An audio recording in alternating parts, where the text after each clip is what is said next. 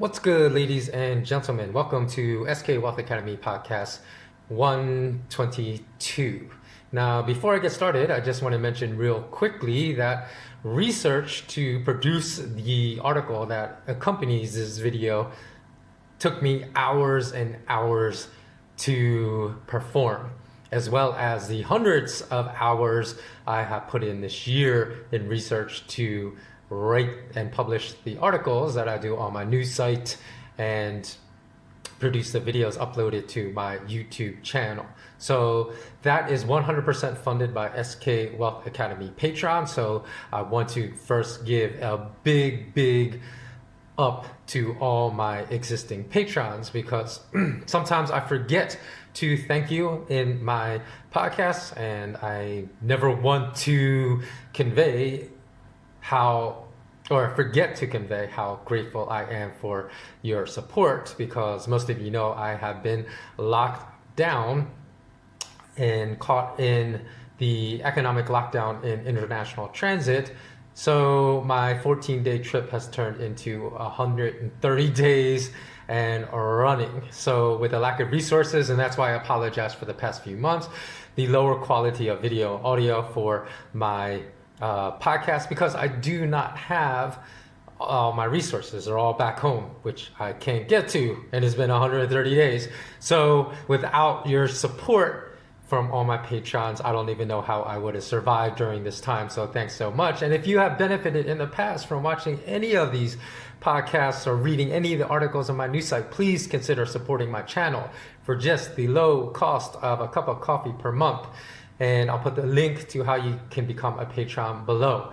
And in return, you'll receive high value investment tips, financial analysis every week. For example, my patrons receive guidance to buy physical gold and silver assets and near the exact multi-year bottom for spot gold, when spot gold was $1,180 last year, and near the multi-year bottom for spot silver when it was sub $15 or sub $14, I'm sorry, just about $14 announced in 2019. And although it descended to $12 an ounce this past March, because I always advocate buying physical silver, the spreads between the physical prices of silver and the spot price of silver grew so rapidly this year that those of my patrons that bought physical silver coins that I had recommended last year never even went into the red on their purchases, even when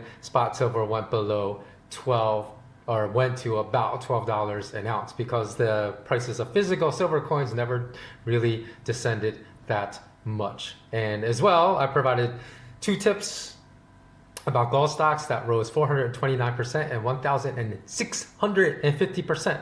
It's not 650% or 1,000%, 1,650% from my suggested price in less than a year. So again, just many thanks to my Patreon community, and let's get started. So the first article I wrote about the factors driving massive divergences between the prices of spot and physical gold on my news site in late March received more than 316,000 distinct and individual reads on Zero Hedge, because Zero Hedge picked up that article and republished my entire article without really even giving me proper credit, because they didn't really make it clear in the article they republished, which was basically from an introductory paragraph after that, everything was my exact words. They didn't really make it clear that it was my article, but I just let that slide because so many people read it, which I think was more important about the growing divergences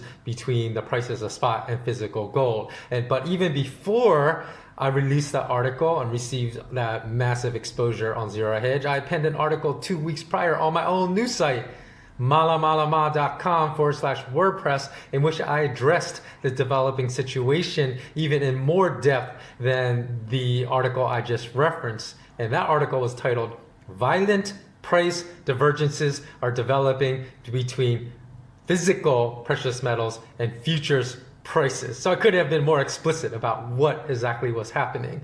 So a lot of people that read my article on Zero Hedge completely missed that prior article that had hinted of what was developing and what would come well before that article zero hit. So that is a reason to go to my news site, subscribe to my RSS feed, or at least if you don't use a RSS feed reader, at least bookmark my site so you can come back and read all the articles I publish when they are first published, because there's usually somewhat of a delay as far as when my articles are published on Zero Hit. So sometimes, it's just several hours on the same day, but sometimes it's a few days later. So if it's time sensitive information, you don't want to be reading my articles a few days later. You want to be reading them exactly when I release them. And to guarantee that, go to my website to read my articles, not to Zero Hedge. So let's revisit that data from this past March that resulted in an unprecedented amount of long gold futures contracts requesting physical settlement. Now, just a couple of years ago on the COMEX, they reported that I believe it was about 99% of all futures contracts that were traded settled in fiat currency. So there's just a minute amount, and I think it was actually even greater than 99%. I have to go back and look at my research because I did research that, but I can't positively recall, so I don't want to say it was greater than 99%, but I know I'm pretty certain it was. So I think it was only a very minute fraction that settled in physical. And then fast forward to this year. So back then in March, I noticed that the COMEX issues and stops report indicated that the net action between, because it went back to December 2019, so I started compiling the information from the last month of last year to the end of March 2020. That was the first report I published in which that information went viral across the financial news spectrum. I indicated that 1,411,650 troy ounces of gold were net of the issues and stops report. So net of the client accounts. So these are the bullion banks right there. They have clients and then they have their own house account. So net of their clients and house accounts that they basically had lost a net amount of 1.4 million gold ounces, meaning that they had been marked by warrants for physical delivery. So back then, for those that don't even understand how the delivery process works, they made absurd claims that there was no shortage of the yellow metal in yellow metal in COMEX warehouses following my March article, because they said, hey, look at these growing eligible inventories reported by COMEX. But by making such absurd false claims, that only exposed their complete lack of understanding about the delivery process, because once long futures contracts holders stand for delivery, the Chicago Mercantile Exchange delivers to them ownership of what's called a warrant for the amount of gold for which they request a physical delivery 2 days after they announce their intention to take delivery. So a warrant is a legal document of title of ownership to the physical metal, whether that metal is gold, silver, or platinum. So the warrant contains all the relevant information related to that ownership of the metal. It's created by the depository to be held in the exchange's systems by the owner's clearing member firm. So for those that just merely glanced at the eligible inventory, saw that there was still a considerable amount of physical gold and silver in the eligible inventory, again, first of all, the eligible inventory does not even represent the warrants that mark ownership claims on the gold. That would be the registered inventory. So they don't even understand the distinction between the registered inventory and the eligible inventory as reported by the COMEX, the COMEX data. And again, once someone is issued a warrant, that only encumbers the inventory that is marked as registered. What the person does with that warrant after that is up to him or her. So that person could elect to sell the warrant to another private ownership and thereby transfer ownership. But all that is going to happen in that case is the warrant is going to exchange hands. They can hold on to the warrant for later physical remover removal, but leave the physical gold in inventory of the warehouse, which quite often happens. I don't know why I'm having such problems speaking, but it's only if they choose what's called the loadout option. What's the loadout option? That actually requires removal of the physical gold from the registered inventory of the COMEX warehouse, and that means that the person holding the warrant wants to store his or her physical gold elsewhere, and that would be observed as a reduction in the reported COMEX data.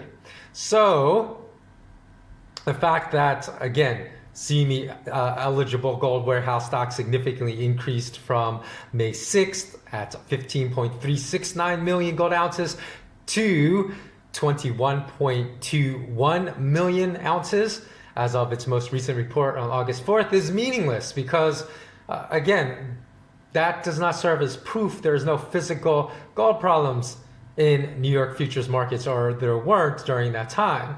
So think of eligible gold as vaulted gold. So it's no different than a private vault anywhere in the world because eligible gold does not back gold futures trading in New York. So that can mark any type of gold owned by institutions, pension funds, private endowments, billionaires, private retail investors, and so on. And it merely means they chose to vault their physical gold in COMEX warehouses. But back to gold futures trading. Again, this is an example of how bankers deliberately misname categories, just like they deliberately misnamed the Federal Reserve to try to convince Americans back in 1913 that the institution was a government-run institution and not a private bank. They named the category of gold held in COMEX warehouses as eligible to refer to the ineligible gold, meaning that gold is ineligible to back gold futures trading. That's how much snakes and rats these bankers are. So they will do anything to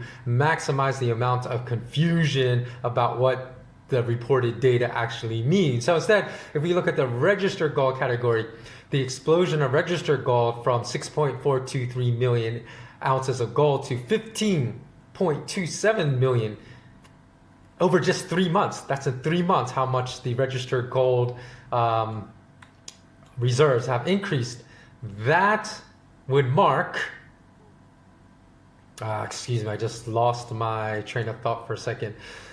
Okay, that is significant because that represents the physical gold in COMEX warehouses with attached warrants to all that physical, every single one of those 15.27 million ounces of gold that's specifically tied to gold futures trading, gold futures contracts that have stood for physical delivery. So those that don't understand the delivery process, that believed that when long gold futures holders declare their intent to take delivery, that the inventory immediately leaves the warehouse, they're hugely mistaken because, like I said, they have to declare their intent to do so through a load out process. And if they do not, that inventory will just sit there in the COMEX warehouses. So number one, we can't even be sure of the validity of this reported data because there's never any independent third-party audit of the COMEX warehouses gold reserves to really validate what the bankers are reporting. And bankers are notoriously untrustworthy when reporting gold data. So, like for example, the top central banks that are the top nations that are listed with the biggest national gold reserves. It's not true. I guarantee you that order, that list, probably in the top 6 is not the right order. So in fact, if I had to guess, I would guess that even the data reported by the CME in their and COMEX as far as the warehouse inventory of gold and silver is inaccurate. So it's no mistake that the CME includes this disclaimer in all their gold data reports. They say, quote, "The information in this report is taken from sources believed to be reliable, not guaranteed to be reliable, believed to be reliable. However, the Commodity Exchange Incorporated disclaims all liability whatsoever with regard to its accuracy or completeness." End quote. Of course they do, because they don't want to be held liable when in the future somebody probably proves that they reported false information. And then number two, if there were never any physical gold shortages and problems in the New York futures markets, as I heard many people that tried to counter the data and evidence I proved back in March, there would never have been a need for entirely new rules to be applied to gold futures trading in New York, including the creation of a completely new pledged category along with the eligible and registered category, and the introduction my God, I don't know why I'm having such a problem speaking today. The introduction of a new ACE process. What does ACE stand for? ACE, Accumulated Certificates of Exchange. And that process basically allows for standard 400 troy ounce good for delivery bars to fulfill physical delivery requests. And also, just one more thing, there were new gold refiners that were introduced as acceptable for the provision of gold bars for physical delivery, in addition to the already LBMA approved refineries in other locations in the world like India. So India introduced some new domestic gold refiners that say, oh, the gold bars produced by these refiners are okay. So what does this all tell someone with common sense? If there's enough physical gold supply in the world, these things will not be happening. So regarding the introduction of the new ACE delivery process that I just referenced, since most of the most heavily gold futures contracts, the most heavily traded gold futures contracts by far are the 100 ounce contracts. So how do you match a 400 ounce good for delivery bar that the new regulations say can be used to match physical delivery to single 100 ounce contracts standing for delivery? Of course you can't, because 100 ounces does not match 400 ounces. So the CME stated that each bar would necessarily have to be matched to, of course, 4 contracts, because that would make 400 ounces that stood for delivery, which could conceivably mean that 4 different people would have claim to the exact same bar of gold. So consequently, what would happen if these 4 people decided all to load out, meaning they decide to remove their partial claim for the same bar of gold for storage elsewhere? The CME has really been silent about how that request would be handled, though of course it would either require finding 4 unencumbered 100 ounce bars to fulfill the loadout request, or melting down the good for delivery bar that's backing these 4 individual 100 ounce futures contracts, refabricating that into 4 new 100 ounce bars so they can then be delivered to these 4 separate owners that hold a claim on one single 400 ounce bar. And of course that would add to the expense of the delivery.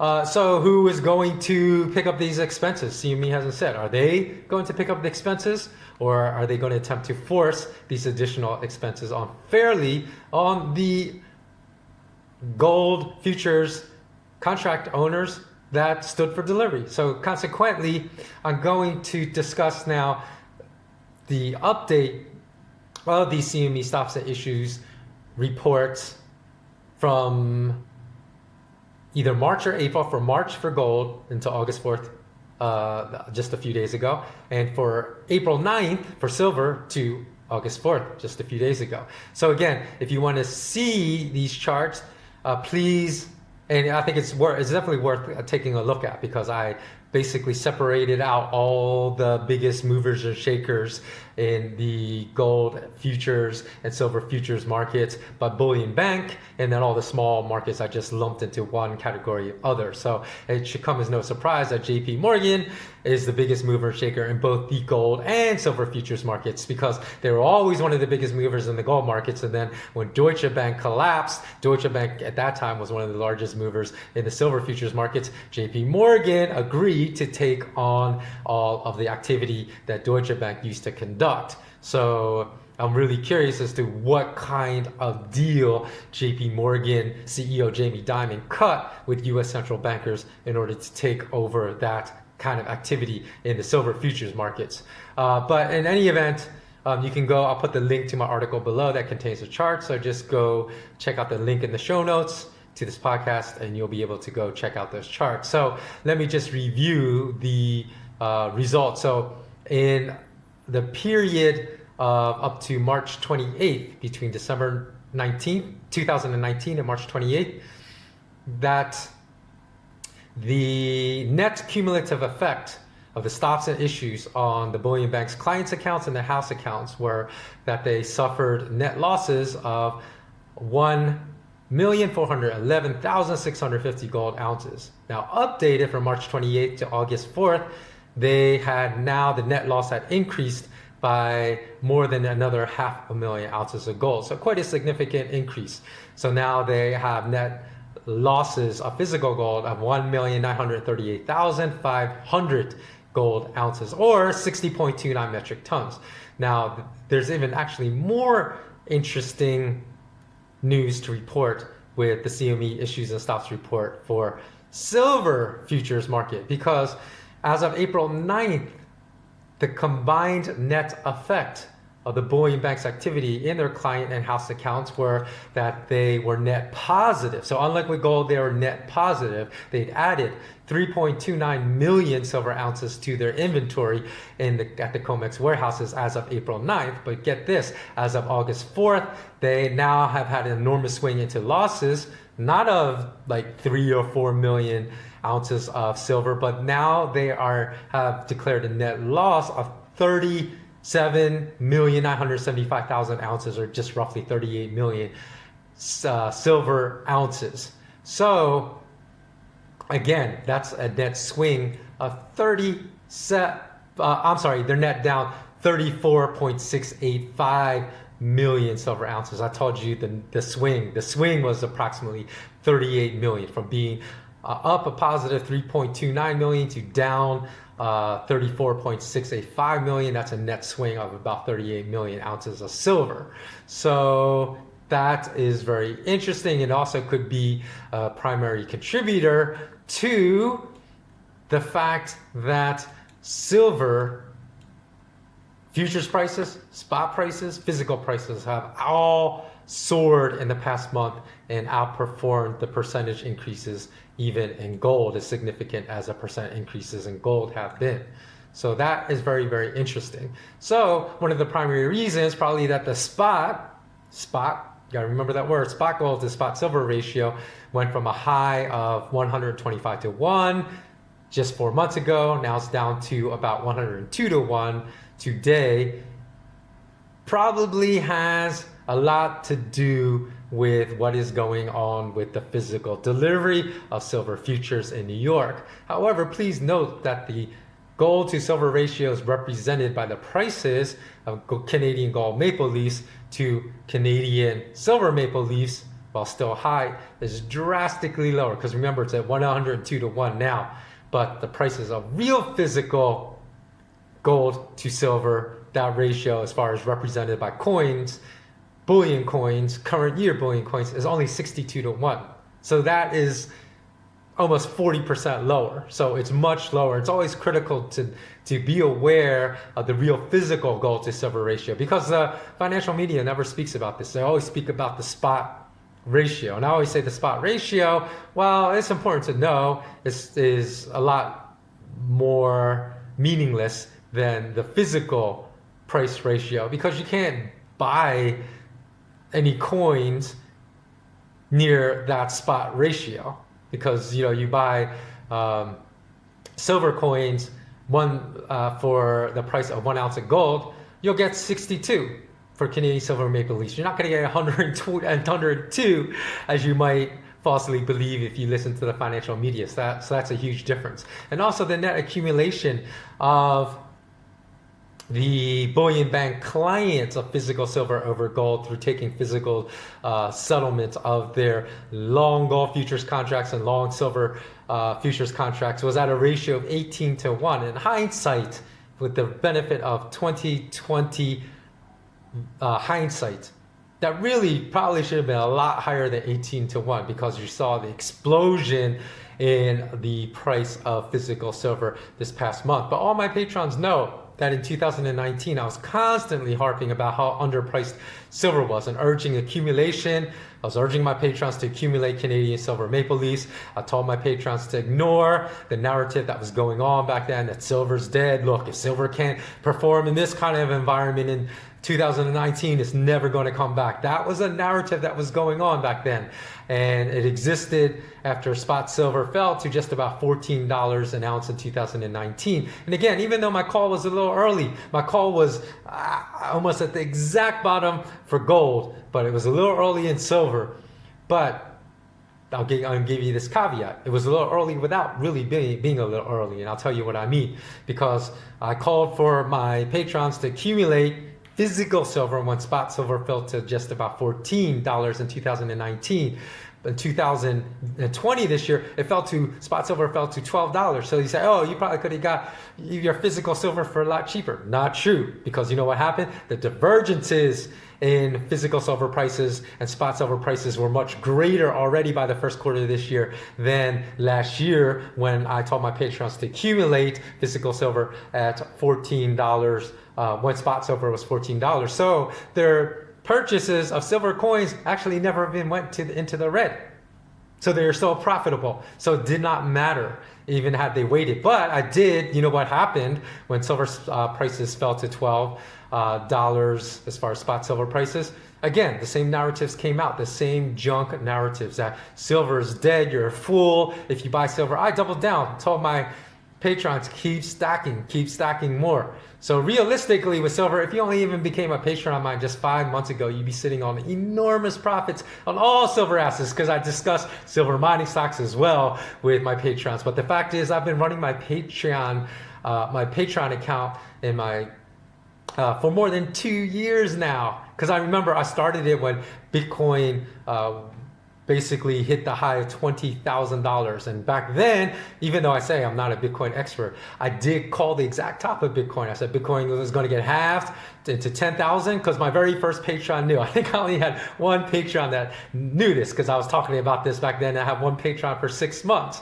So he was the only one that got the benefit of my Bitcoin analysis back then. And then when it hit 10,000 very quickly, I said it's going to get halved again. And of course it did get halved again, but not only to 5,000, but it actually exceeded my prediction and went to lower to $3,000. But the fact is, yes, I produce Patreon content for one person for the entire first half of the year that I started running my Patreon account. And I always kept posting content on my new site just for one person. So in that regard, I feel like everyone must take responsibility for their own actions, because despite this tremendous rise in gold and silver prices, the same incorrect narratives are now being spread about gold and silver right now. That, oh, it's had its run, it's over, you might as well get out of gold and silver, and because it's, topped out. And it's kind of different, because now they're saying it's topped out. Back then they're saying gold and silver were dead and don't buy. So the mass media always leads you in the wrong direction. They always tell you the exact opposite of what you should do. And again, the same people that listened to that bogus bunk narrative back then are probably going to listen to this bogus bunk narrative right now. But I can't take responsibility for their inaction. Again, everyone has to take responsibility for their own actions. I've been running my Patreon account for 2 years to get on board before this month and get all of my valuable insight, in which people have basically profited double-digit, triple-digit, high triple-digit, 1,650% returns on gold mining stocks, high double-digit, high triple-digit yields on a lot of option strategies.